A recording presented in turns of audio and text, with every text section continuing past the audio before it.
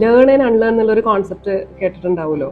അപ്പം ഒരു ബിസിനസ്സിൽ ടു ബി സക്സസ്ഫുൾ നമ്മൾ കുറേ കാര്യങ്ങൾ പഠിക്കേണ്ടതായിട്ടുണ്ട്. അതേപോലെ തന്നെ പല കാര്യങ്ങളും നമ്മൾ അൺലേൺ ചെയ്യേണ്ടതായിട്ടുമുണ്ട്.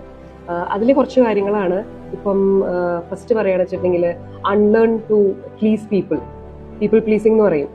കാര്യങ്ങൾ നടക്കാൻ വേണ്ടിയിട്ട് ആളുകളെ പ്ലീസ് ചെയ്യുക. രണ്ടാമത്തെ കാര്യം അൺലേൺ ടു സേ യെസ്. നിങ്ങൾക്ക് നോ പറയേണ്ട സ്ഥലത്ത് യെസ് പറയാന്നുള്ളത് ആ ഒരു സംഗതി അൺലേൺ ചെയ്യേണ്ടതാണ്. പിന്നത്തത് unlearn to attach your worth to things and people. എന്ന് വെച്ചാൽ നമ്മൾ വാലിഡേഷൻ ഇഷ്യൂസ് എന്നൊക്കെ പറയും. നമ്മളൊരു കാര്യം ചെയ്തു, മറ്റുള്ളവരുടെ വാലിഡേഷൻ അവർ അപ്രൂവ് ചെയ്താൽ അല്ലെങ്കിൽ അവരുടെ വാലിഡേഷൻ കിട്ടിയാലേ നമുക്കൊരു സാറ്റിസ്ഫാക്ഷൻ വരുള്ളൂ എന്നുള്ളത്. ഈ 3 കാര്യങ്ങൾ കൂടാതെ ഏറ്റവും ഇമ്പോർട്ടൻ്റ് ആയിട്ട് അൺലേൺ ചെയ്യേണ്ട ഒരു കാര്യമാണ് എല്ലാ കാര്യവും നിങ്ങൾ തന്നെ ചെയ്യണം എന്ന് വാശി പിടിക്കാണ്ടിരിക്കുക. ബിക്കോസ് അവിടെ ട്രസ്റ്റാണ് മെയിൻ ഇമ്പോർട്ടൻറ്റ് സംഗതി.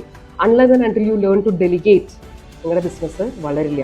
സോ റാദർ ദാൻ വേണം സ്കിൽസ് ആഡ് ചെയ്യണം, വേണ്ടാന്നല്ല പറഞ്ഞത്. ഒരുപാട് കാര്യങ്ങൾ നമ്മൾ ഓരോ ദിവസവും പുതിയ സ്കിൽസ് പഠിക്കണം, പുതിയ കാര്യങ്ങൾ പഠിക്കണം, അപ്ഗ്രേഡ് ചെയ്യണം, ഇതൊക്കെ ശരിയാണ്. പക്ഷെ at the same time you should also learn to let things go.